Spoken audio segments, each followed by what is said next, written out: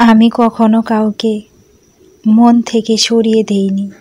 যার মন ভরে গেছে সে নিজে থেকেই সরে গেছে। কখনো কখনো কারো মুখের হাসি দেখানোর জন্য নিজের কান্না লুকিয়ে রাখার নামই হয়তো জীবন। জীবনযাত্রায় তোতা পাখি হইও না, ঈগল হও। তোতা পাখি অনেক কথা বলে কিন্তু উড়তে পারে না। ঈগল নীরব কিন্তু আকাশে উড়তে পারে।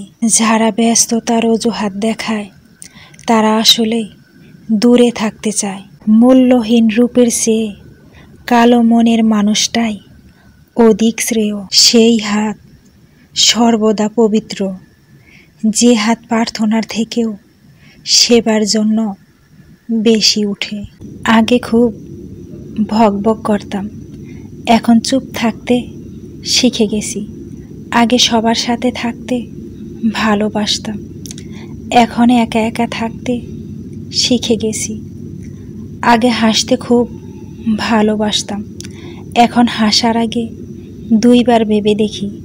এখন সময়ের সাথে সাথে জীবনটা পাল্টে গেছে। নিয়তি এমন একটা জিনিস, 1 মিনিট আগে হাসবেন, আবার 1 মিনিট পরে আপনাকে কাঁদতে হতে পারে।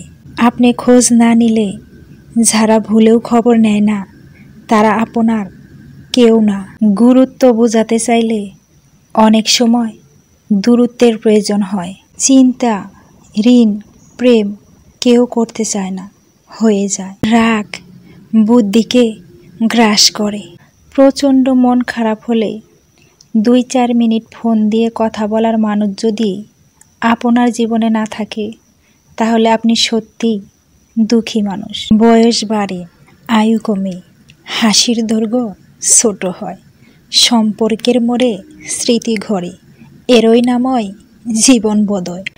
যার ঘাম ঝরানোর সুগন্ধি মেখে বেড়ায় তিনি হলেন বাবা। বিবেকহীন মানুষ তাদের সব থেকে নিকৃষ্টতম আচরণগুলো ভেবে দেখে না।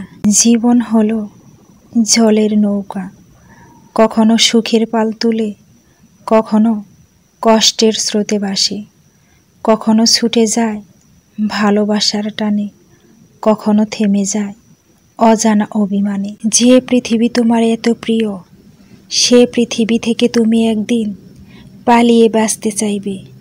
সেদিন তুমি বার্ধক্যে উপনীত হবে, কারণ এই পৃথিবী শুধু তোমার যৌবন ক্ষমতাকে মূল্যায়ন করে। একটা বিশ্বস্ত সম্পর্ককে কত শতবার বিচ্ছেদ হয়, তবুও কেউ কাউকে ছেড়ে যায় না।